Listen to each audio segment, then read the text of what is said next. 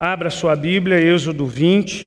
Hoje nós falaremos sobre o 8º mandamento e o 10º mandamento. O 8º e o 10º mandamento. Então abra aí a sua Bíblia, Êxodo 20. Nós vamos ler o versículo 15 e o versículo 17.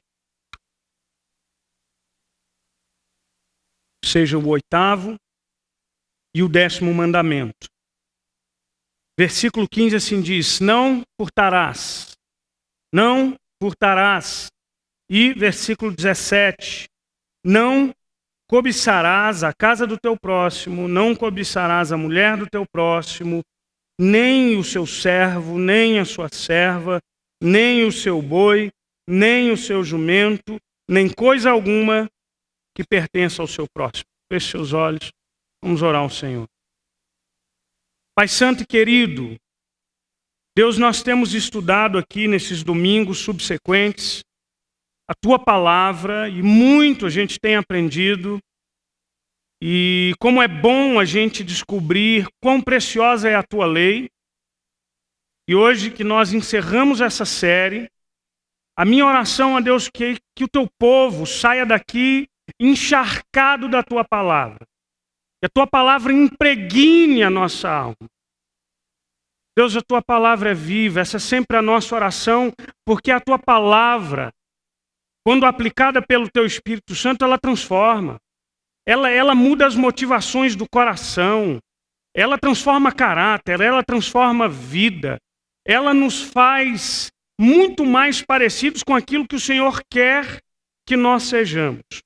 E por isso nós pedimos então a Tua direção, a Tua unção e graça para que esta palavra alcance os nossos corações no mais profundo do nosso ser.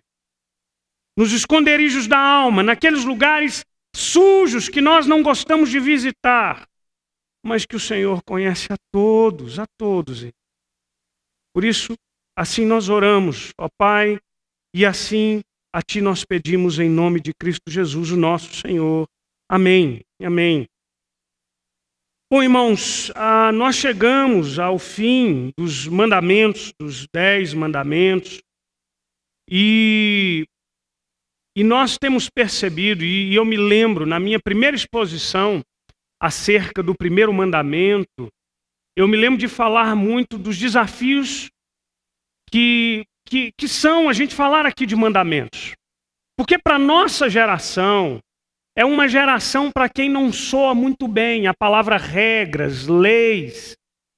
A impressão que eu tenho é que essas palavras são logo conectadas com algo que é retrógrado, algo que é passado, algo que é coercivo.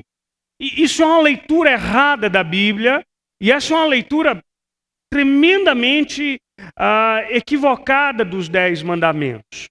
A gente percebeu também que os 10 mandamentos são a expressão do caráter de Deus. Nós temos um Deus que é um Deus moral. É um Deus que é bom, que é amor, que é justiça, que é santo. E, portanto, quando Ele dá para nós a sua lei, o caráter de Deus se expressa nessa lei. E a lei de Deus, ela é boa, diz o salmista. Porque qual é o objetivo da lei de Deus? Eu repeti isso várias vezes no decorrer dessa série, que o propósito de Deus com a sua lei não é cercear a nossa liberdade, mas muito ao contrário, nos ensinar o caminho de uma vida livre e de uma vida abençoada. É como quem diz assim: meu filho, segue esse caminho, você vai se dar bem.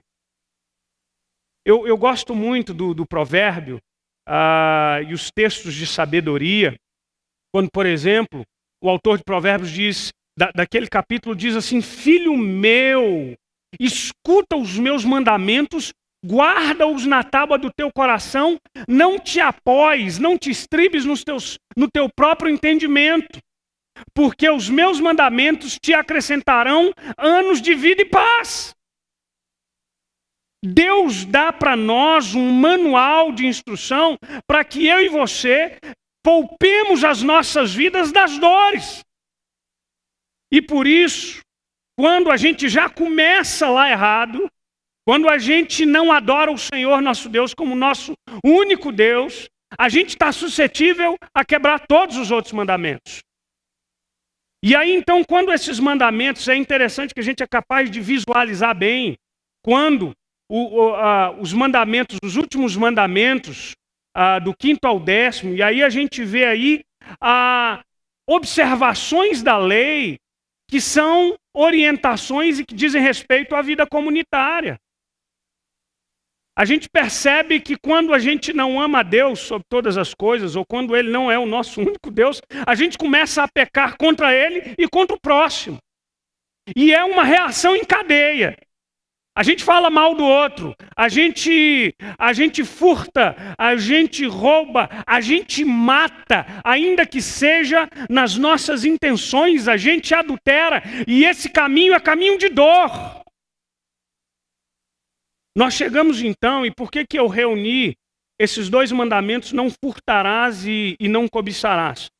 Porque eles estão, eu acho que toda vez que eu venho pregar, eu abro um texto da Bíblia, eu falo, irmãos, esse texto é tão precioso, a Bíblia é cheia de textos preciosos, e há uma conexão muito íntima entre todos os mandamentos, mas eu acho de forma ainda mais peculiar, o não furtarás e o não cobiçarás. Eles são mandamentos siameses, estão muito vinculados um ao outro. Então a gente começa aqui com duas lições acerca do que significa, ou o que Deus quer nos ensinar com não furtarás. E aí você deve estar pensando, significa não furtarás. É verdade, mas significa muito mais do que isso. Significa que você precisa respeitar aquilo que é do outro. Deixa eu te explicar isso aqui. Ou seja, os 10 mandamentos, irmãos, a gente olha que o caso do furto, o furto é você tomar aquilo que pertence ao outro, tá? É você se apossar daquilo que é do outro.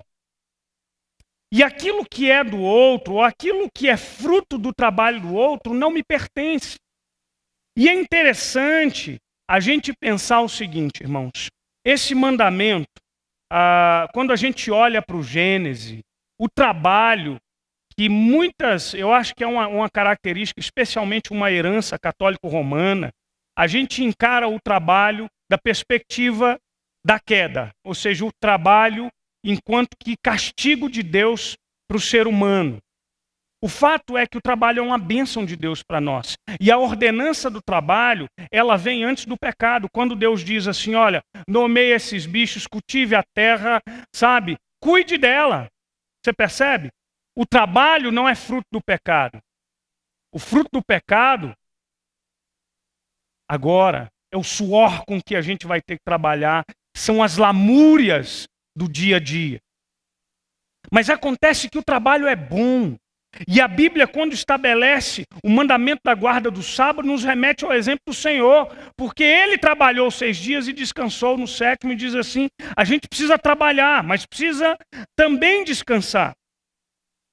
E é interessante que essa questão do trabalho, ou do fruto do nosso trabalho, é interessante a gente pensar o seguinte, as relações sociais, elas estabelecem limites entre pessoas que são diferentes. A gente precisa ter limites nas nossas relações, não precisamos, irmão? A gente precisa ter limites. Eu me lembro que foi um desafio cultural. Nós tínhamos uns amigos coreanos, e esses amigos de uma cultura asiática, uma cultura bem diferente da nossa cultura ocidental, e esses amigos haviam sido missionários em uma outra região da Ásia, não me lembro onde, não sei se Tailândia, enfim, não me lembro onde. Mas eu acho que eles aculturaram, eles disseram o seguinte, Adriano, lá onde nós vivíamos, as pessoas não têm muito noção dessa questão de propriedade particular. Por quê? Indonésia, eu acho que foi na Indonésia. Por quê? Por exemplo, você vai no varal, você estende a sua roupa, quando você vai buscar a sua roupa, alguém pegou emprestado. Não roubou, não. essa pessoa entende que está ali no varal, ela está habilitada a pegar emprestado. E às vezes eu me lembro que nós tivemos um pouco de problema com essa família, porque os limites das relações sociais deles eram um pouco diferentes das nossas. Então, por exemplo, quando as meninas iam andar de bicicleta e a gente procurava a bicicleta, a coreaninha já tinha pegado e se mandado na bicicleta das meninas. Ué, tá lá fora, né? E é uma questão complicada, porque na minha cabeça existem um limite. Mas presta atenção, eu que sou brasileiro, eu tenho determinados limites sociais. Mas o norte-americano tem ainda outros. Então, por exemplo, uma coisa que eu gosto muito de fazer e que nós sentíamos muita falta era abraçar. Mas presta atenção, irmãos, o abraço é algo que te coloca na proximidade da pessoa. Nem todo mundo lida bem com isso. E nós tínhamos uma certa dificuldade, e eu me lembro que eu passei por uma situação muito, não foi, sabe aquela situação constrangedora? Eu acostumado a trabalhar com a nossa terceira idade, né? As senhoras da igreja, e a gente abraça, eu me sinto o neto dessas senhoras. E a gente beija, e tal, e quando elas vêm bonitinha para a igreja, a gente elogia. Tem que elogiar, irmãos, a mulher ganha o dia, né? E aí chega ali na frente, mas a senhora está muito bonita, e ela dá uma risadinha, vai toda feliz para casa, amém, né? Aí eu me lembro que nós fomos jantar na casa de um amigo, e chegou a mãe, um casal, ele já tem filhos aí de 20 e tantos anos, mas eu encontrei com a mãe desta amiga, que havia sido uma missionária no Brasil, e quando eu a vi, eu falei, mas a senhora, uma senhora muito bonita. Aí, naquela hora, eu pensei, epa, vou ser processado aqui por assédio. Ficou uma situação muito delicada, ela ficou muito constrangida e ela se sentiu ofendida no seu espaço. Eu fui além do que ela estava acostumada. Mas aquilo era comum e era natural para mim. Ou seja, eu percebi que nas nossas culturas a gente tem limites diferentes de regras sociais que conduzem as nossas relações, tá? Que conduzem as nossas relações. O fato é que a Bíblia estabelece limites de direitos e deveres. Os mandamentos, irmãos, são uma palavra para o indivíduo, mas são, sobretudo, uma palavra para o coletivo, para o povo de Deus. E aí, então, Deus estabelece essas relações que são regidas por direitos e deveres. E quando nós somos ensinados a não matar, é que a gente não pode, por exemplo, violar a vida do outro que Deus deu. Eu não posso ultrapassar esse limite. Quando não adulterará, eu não posso ultrapassar o limite do pacto da aliança conjugal. Não ultrapasse esse limite. Não dirás falso testemunho. Enfim, o não cobiçarás. Então, a gente precisa entender que o não furtar é a gente romper, ultrapassar um limite que Deus estabeleceu entre aquilo que é privado e aquilo que é público. O Guilherme de Carvalho diz uma coisa interessante. Ele diz assim, o não furtarás é o reconhecimento de que a pessoa humana não é somente aquilo que reside no corpo. Ou seja, você violentar uma pessoa não é somente você violentar aquilo que está em você, tirar a sua vida, ferir a sua família. É também você retirar aquilo que pertence a essa pessoa. E aí ele explica, porque, por exemplo, quando o homem trabalha, ele imprime algo dele, que é fruto do seu trabalho. Você percebe? O fruto do seu trabalho é algo que tem um pouco de você, tem um pouco do seu suor. E a Bíblia diz que o trabalhador é digno do seu salário. Aqui, Deus estabelece a proteção de um bem privado.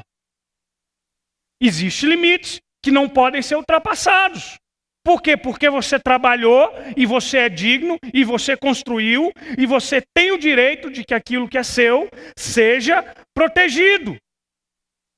Agora, quando eu digo isso, presta atenção, irmãos. Ou seja, a Bíblia nos ensina que há uma base bíblica para o bem privado. O direito de posse. Você pode ter alguma coisa. Mas existe algo muito importante nos mandamentos que a gente nunca pode esquecer, especialmente em uma cultura como a nossa, que é materialista, que é capitalista, que é consumista. A gente não pode esquecer o seguinte, que embora a gente vive num mundo em que, e o Senhor protege o direito dos seus bens pessoais, você tem que entender que nem mesmo a sua vida pertence a você. Deixa eu dizer uma coisa interessante que eu percebo na cultura que a gente vive e a cultura que nos cerca. Tá?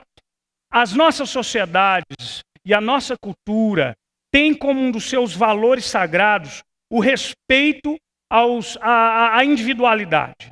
Tá? Especialmente culturas como norte-americana, elas foram construídas sobre os pilares do direito à felicidade e à liberdade. Ou seja, ela privilegia o seu direito e protege o seu direito de indivíduo. Mas o que acontece então numa cultura como a nossa? É que a gente entende que nós temos direitos inalienáveis, que não podem ser tirados de nós. O problema é que a gente começa a achar que nós temos direito a todas as coisas. É fato que você tem um direito, você tem um espaço de autonomia, tá? Mas mesmo no seu espaço de autonomia e os seus direitos individuais encontram limites na palavra de Deus. Você não pode agir conforme der na tua telha só porque, sei lá, em nome da felicidade, né? É o que eu vejo isso demais. Esse é o lema das novelas.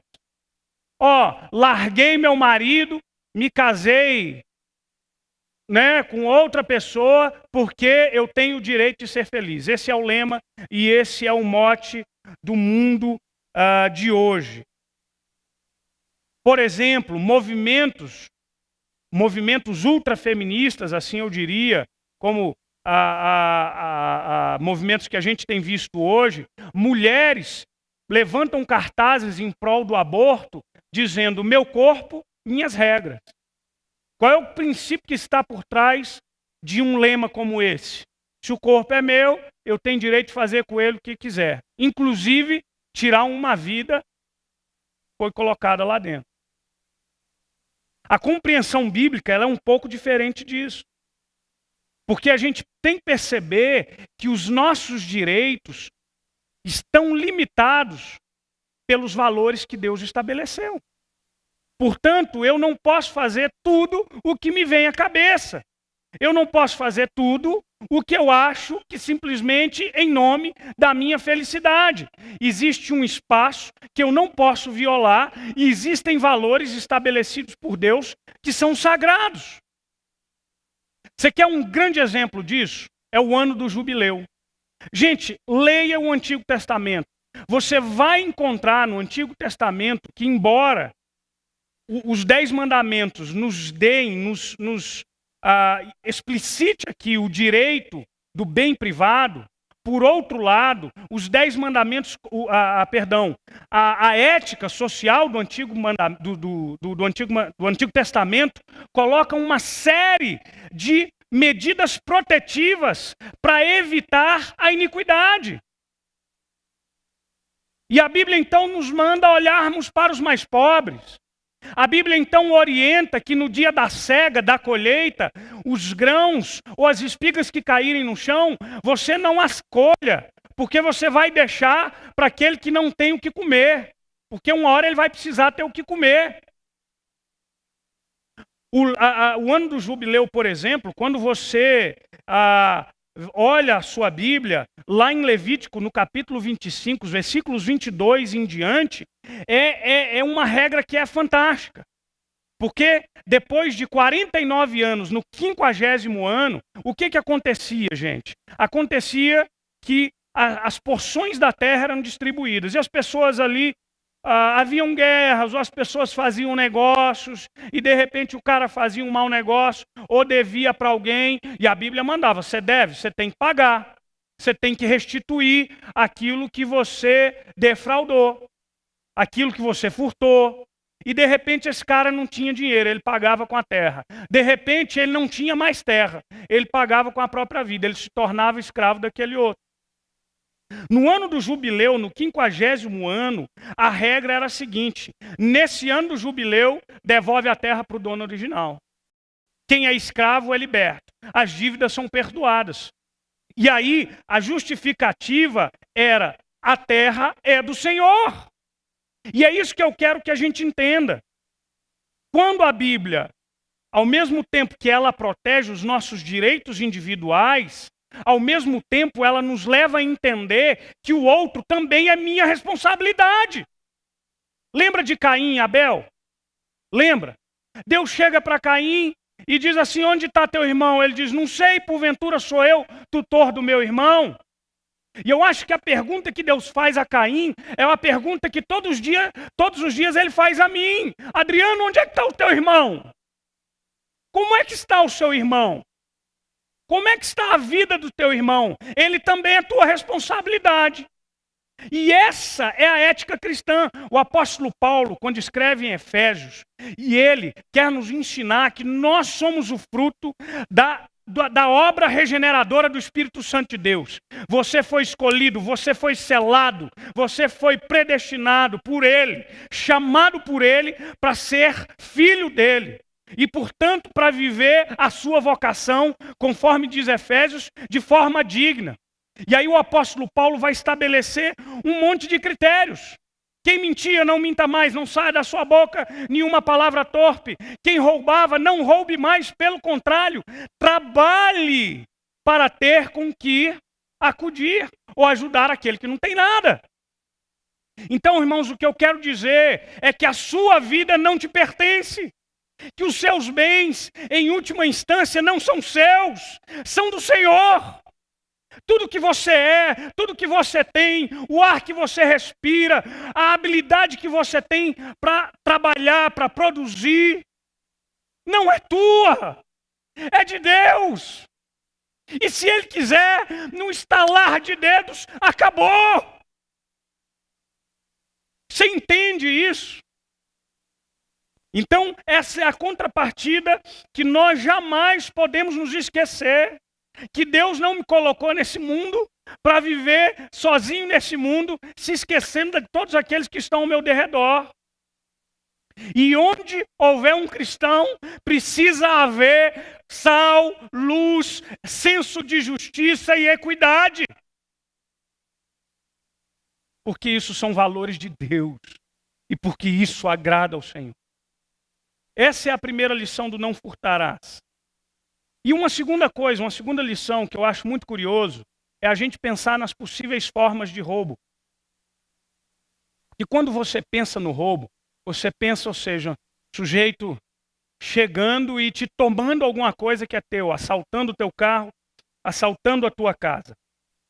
Mas uma coisa é muito curiosa.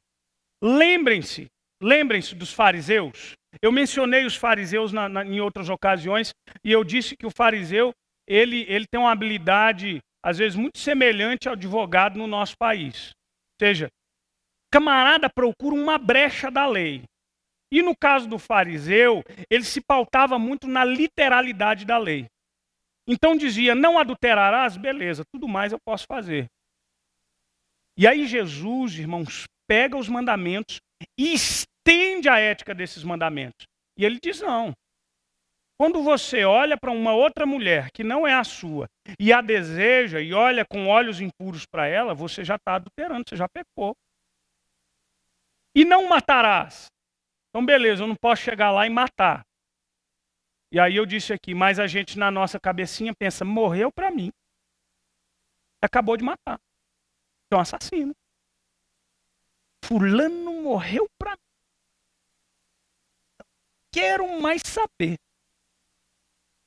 Não, olha, gente, aí eu já vi de tudo nessa vida.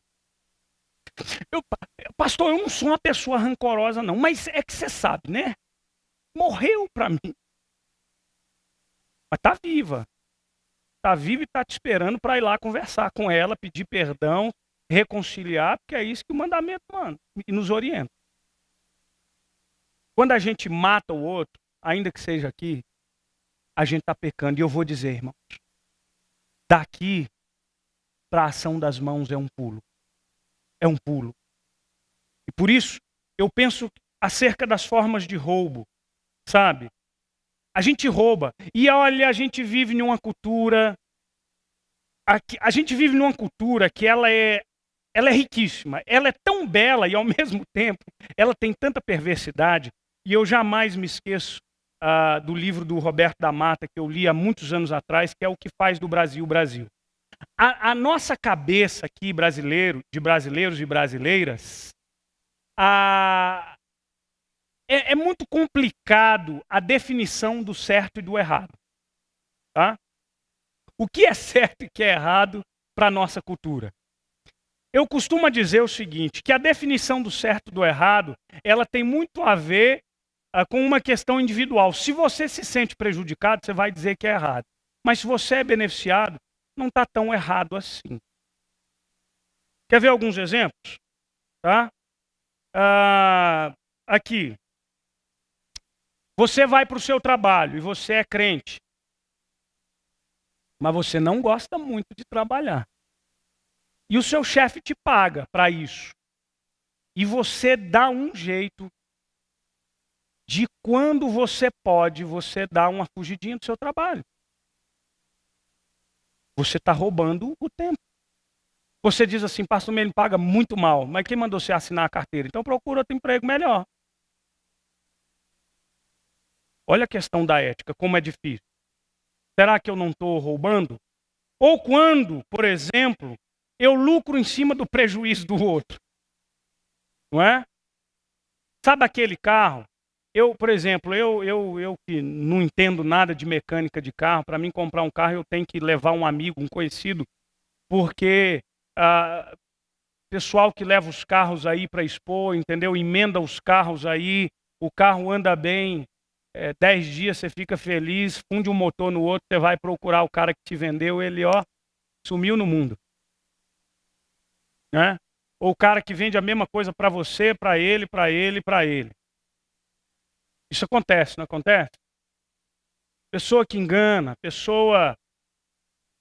Esses dias estava passando aí numa reportagem, domingo à noite, quando eu chego em casa, eu tento assistir o finalzinho do Fantástico. Mas como eu zapio muitos canais, eu não sei mais se era o Fantástico ou era o da Record, não sei mais. Era um dos dois. E aí tinha um camarada lá, um estelionatário. Rapaz, o cara tinha uma lábia e ele ligava para as pessoas, extorquindo as pessoas. Ele fazia voz de padre, ele pedia doação, ou as pessoas, por exemplo, que estavam na fila esperando a liberação de um plano de saúde. Ele tinha lá os seus comparsas, ele ligava para a pessoa, ele diz, olha, deposita tanto na conta que vai dar a liberação. Aí o cara depositava. Gente, o cara se aproveitava do desespero de uma mãe que tinha um filho precisando de uma cirurgia.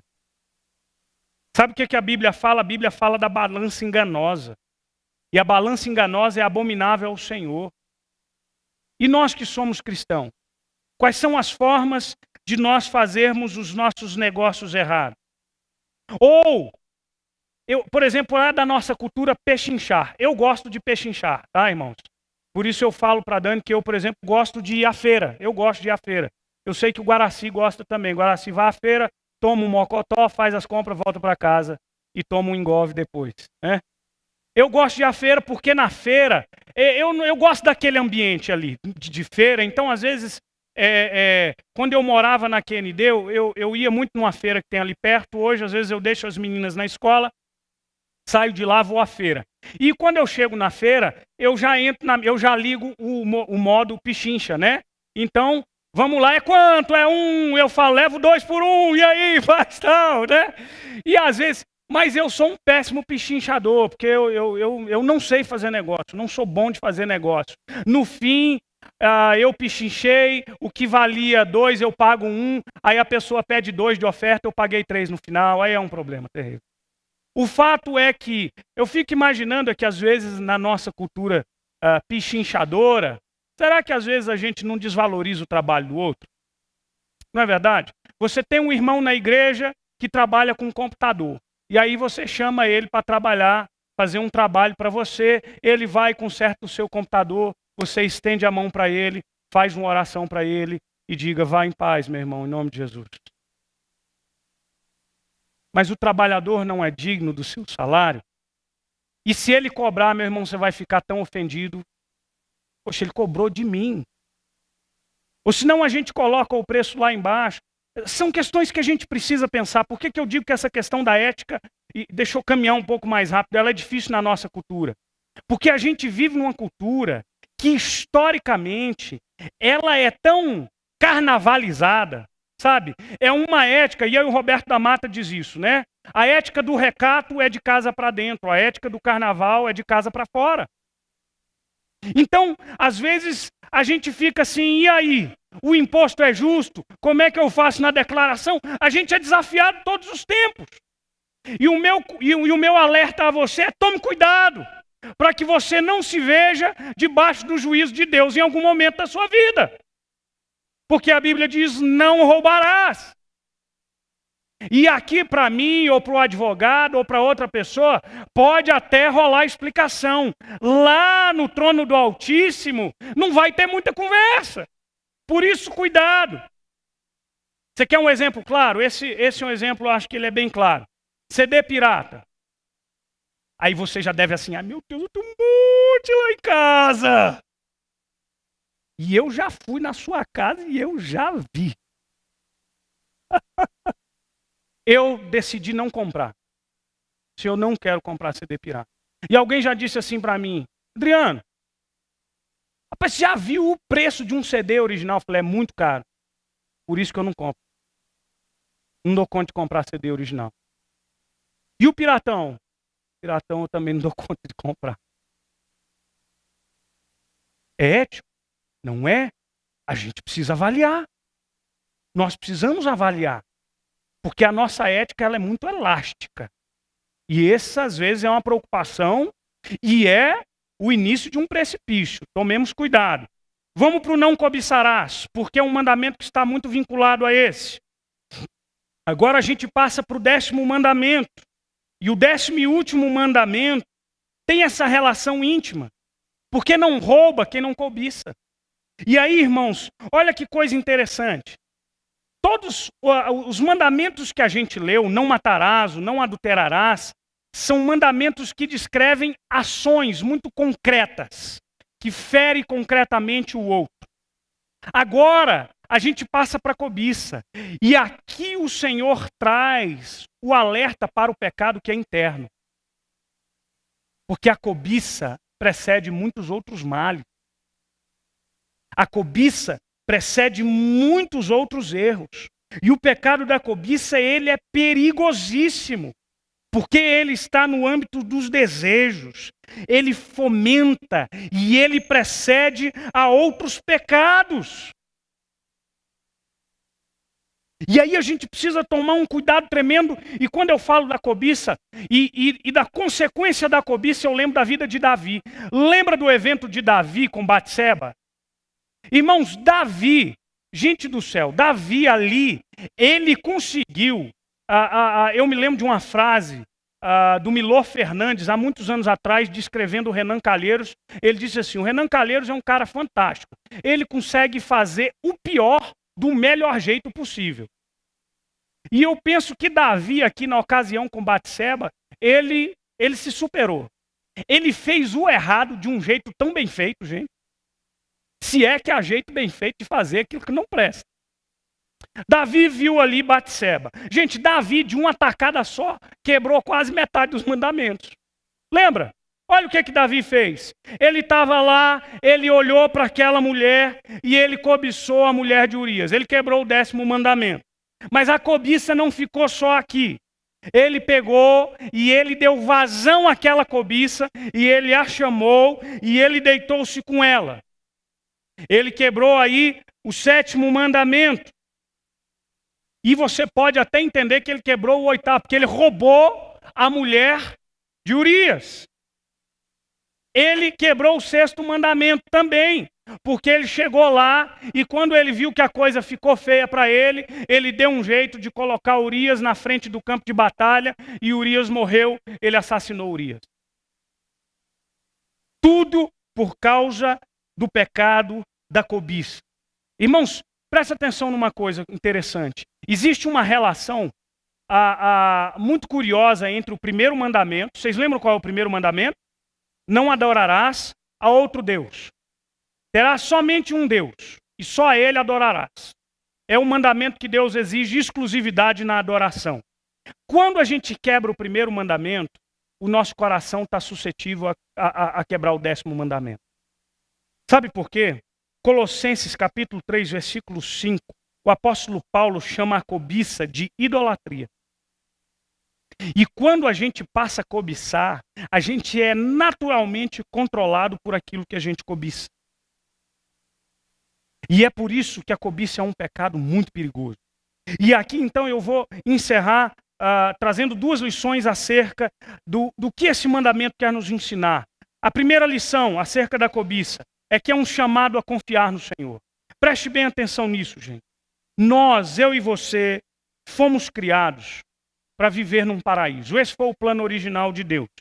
Hoje à tarde, eu precisei sair meio que correndo para ir a um velório. Um amigo me ligou e o pai de um irmão querido, que havia sido ovelha nossa ali na primeira igreja de Ceilândia e hoje eles estão na segunda igreja de Taguatinga, o pai dele faleceu. É um senhor, 70 anos de idade, que havia padecido de muitas enfermidades e vinha padecendo há muitos anos.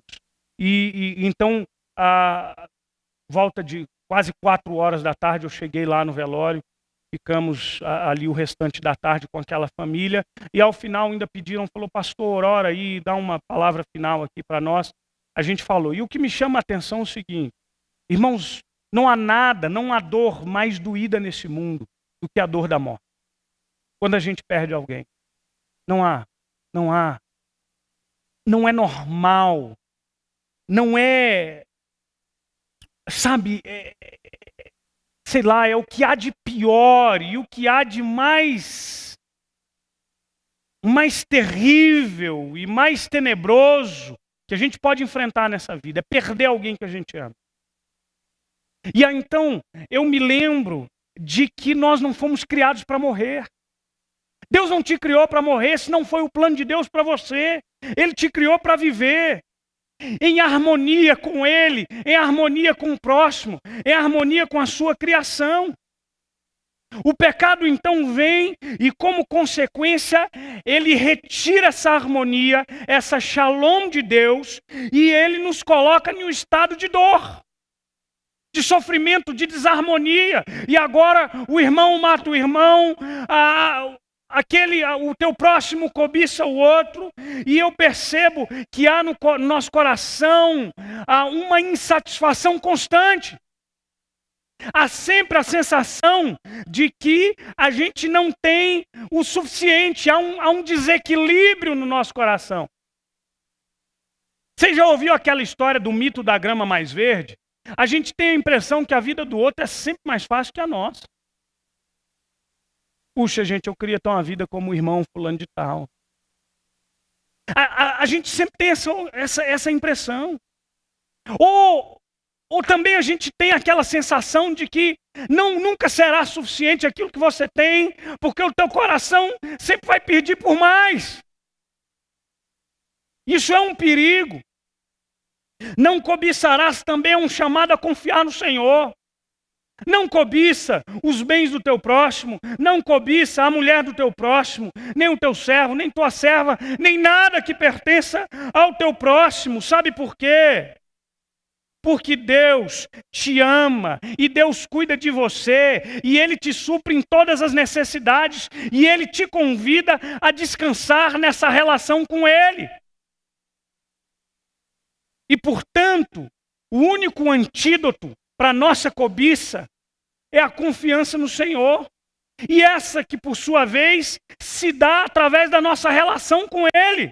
Hebreus 13, 5 e 6 diz: seja a vossa vida sem avareza, contentai-vos com as coisas que tendes, porque Ele tem dito: de maneira alguma te deixarei, jamais te abandonarei. Assim afirmemos confiantemente: o Senhor é meu auxílio, não temerei, que me poderá fazer o homem? Confia no Senhor. Entrega o teu caminho a Ele. Sabe o que Jesus disse em Mateus 6? Jesus disse: gente, olha as aves dos céus, olha os lírios do campo. As aves dos céus não trabalham, os lírios do campo não tecem. Nem Salomão em toda a sua glória se vestiu como um lírio desse. Não sois vós mais importantes que as aves dos céus ou os lírios do campo? Ora, se os homens que são maus sabem dar boas dádivas, quanto mais o vosso Pai Celestial.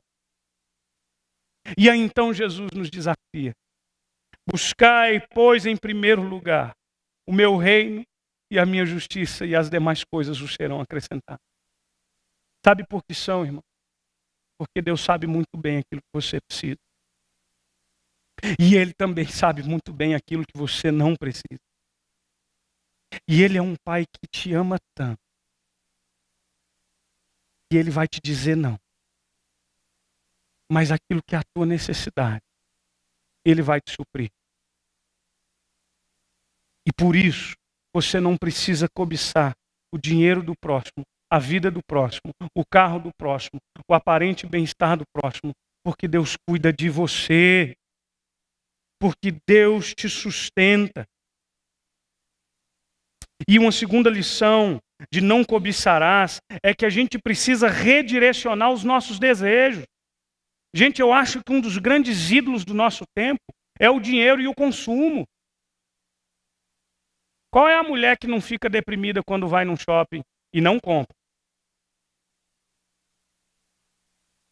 Estou deprimida, vou comprar.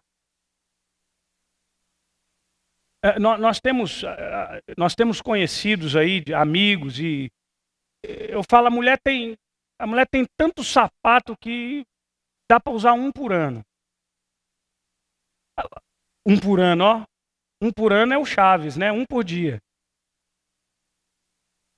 Eu fico pensando onde é que estão os limites. E eu fico vendo essa sensação de que a gente sempre precisa ter alguma coisa a mais. Eu fico preocupado com isso, sabe por quê? Porque no nosso coração às vezes falta contentamento.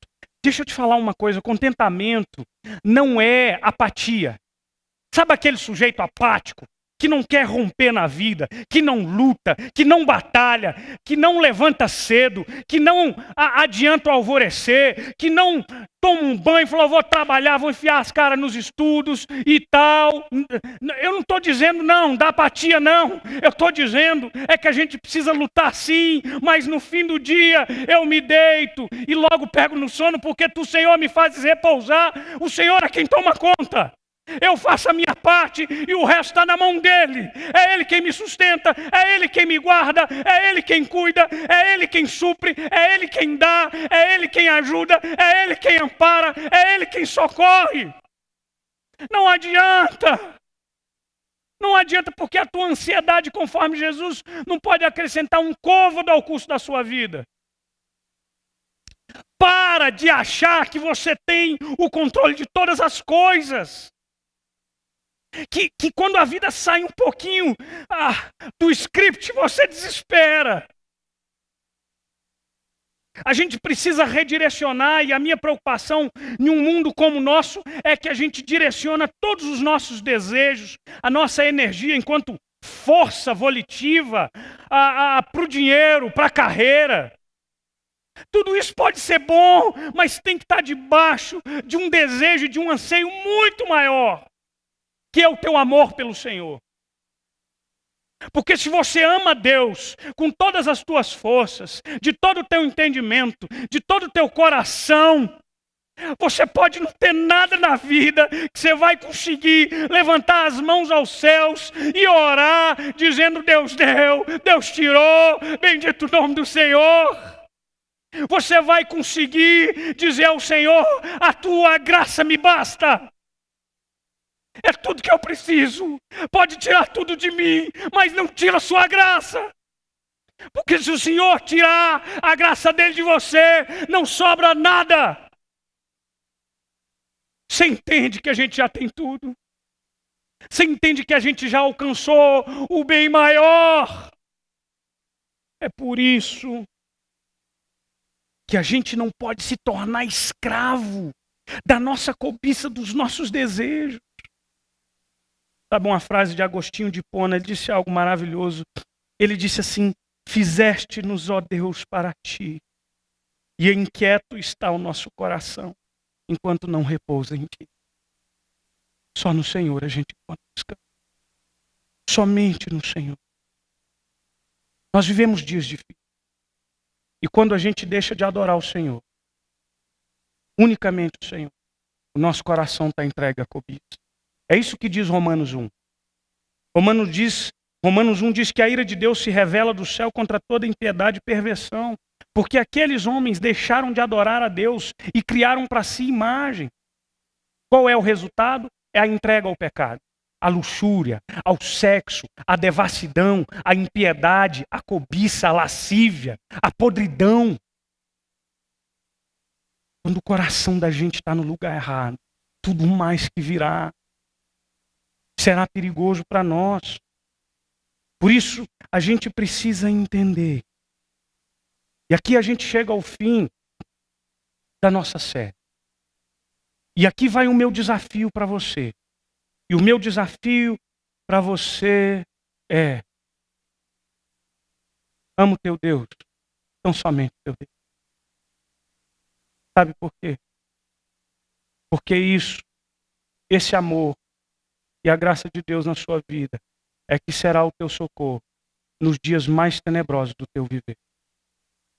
Porque você, somente assim, terá a capacidade de, como o apóstolo Paulo, preso, manietado ao fim da vida, dizer que o meu Deus, segundo a sua riqueza em glória, há de suprir em Cristo Jesus cada uma das vossas necessidades. Meu irmão, por favor, olhe um pouco para a sua vida. Não há um cristão que se preze, que com sinceridade, humildade de alma, olha para trás e não veja o quanto que a mão de Deus foi sobre você. Nós estamos tão agitados e preocupados com aquilo que Deus está para fazer na minha vida, a gente fica cantando o melhor de Deus, né? Eu quero o melhor de Deus. O melhor de Deus, meu amigo, fora a salvação, é a glória, porque o melhor a gente já recebeu. Você entende isso? Que quando a gente olha para a nossa vida, a gente vê o quanto que Deus cuida, e Ele cuida mesmo. Ele cuida mesmo, Ele supre mesmo, mas não é na minha hora, não é na sua hora, não é do meu jeito, não é do seu jeito, é na hora que Ele quer, é do jeito que Ele quer, mas Ele é um Pai que está perto, que está pronto para te ajudar, que está pronto para te socorrer e que te suprirá em tudo, porque Ele é Deus e Ele é Pai.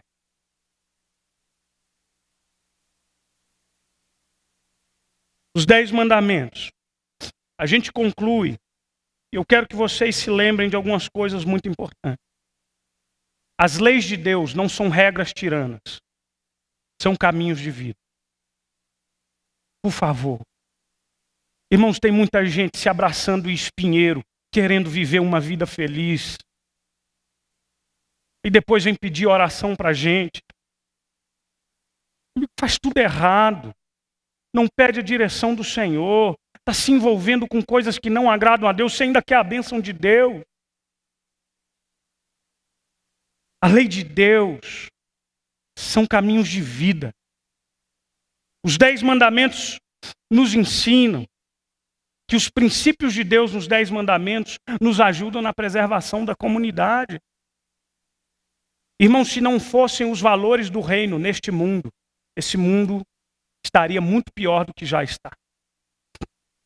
Muito pior. E eu quero terminar dizendo uma coisa. A lei de Deus me mostra outra coisa. Me mostra o quanto eu sou pecador. Me mostra o quanto eu sou falho. e me mostra o quanto eu preciso de Jesus. Porque quando eu olho para a lei de Deus, eu digo, Senhor, tem piedade de mim. E não é pelo meu mérito, é pela graça dele. Quando a gente fica escravo dele, a gente fica livre de todas as outras coisas. E aí a gente consegue seguir os mandamentos. Mas no muque, no braço, não vai. Quando eu olho para os mandamentos belos de Deus, eu penso, Senhor, como eu erro, eu preciso da tua misericórdia. Por isso você precisa de Jesus. Por isso você precisa da graça dele na sua vida. Eu quero te convidar a você orar comigo. E se há dificuldades, se há luta, em alguns desses mandamentos, coloca a sua vida diante do Senhor. Diz, Senhor, me ajude. Mas se você não tem o Senhor Jesus, você não vai conseguir. Porque é somente pela graça que a gente consegue viver esses mandamentos aqui. Mas, por favor, viva esses mandamentos. Viva porque eles são caminhos de vida. Feche os seus olhos, por favor.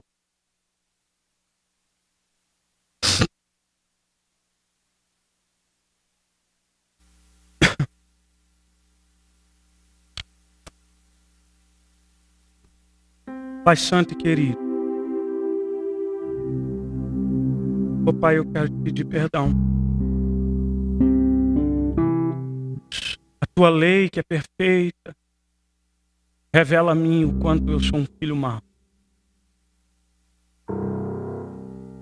Ô Deus, cuida de nós. Olha para a tua igreja. Olha para o teu povo. Guarda cada um, em nome de Jesus. Cuida de não resvalarmos os pés na cobiça, no ódio, no falso testemunho. E, sobretudo, que o nosso coração esteja absolutamente centrado no Senhor. Abençoa os teus filhos aqui em nome de Jesus. Ajuda-nos a entender que os teus mandamentos são caminhos de vida e paz. A entendermos que quanto mais fiéis nós formos, mais felizes nós seremos. Quanto mais o nosso coração se encontrar em Ti, tanto mais satisfeito Ele estará, contente. A despeito das situações, cuida do Teu povo, cuida da Tua igreja. E muito obrigado pela riqueza da Tua palavra e o quanto ela nos ensina. Nós oramos a Ti e louvamos o Teu nome em Cristo Jesus. Amém e amém.